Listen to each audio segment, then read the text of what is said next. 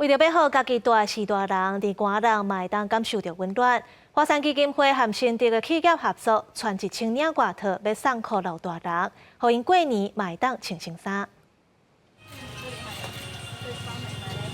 摕到全新的外套，时大连伊甲新衫穿起来，大家毋但感觉身躯变小热，心肝内嘛感受到温暖。欢喜，足寒的迄冷啊！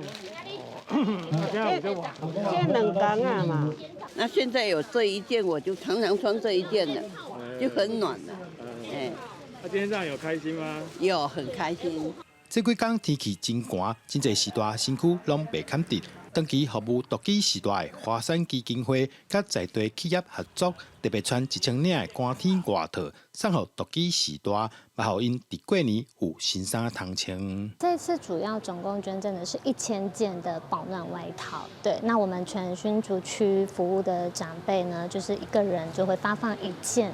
这么冷的冬天，我们也常听说有一些独居老人们。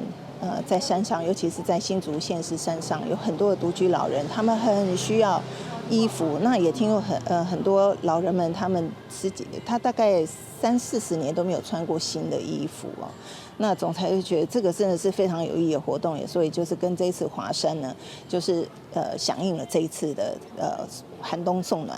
囡仔穿新衫会欢头喜面，老人囡仔穿。每一个时代穿着新外套，也拢笑眯眯，充满幸福的笑容。华山基金会指出，寒天对独居时代健康来讲特别危险，也呼吁社会大众会当做伙关心，守护身躯边的时代。记者杜君和新竹报道。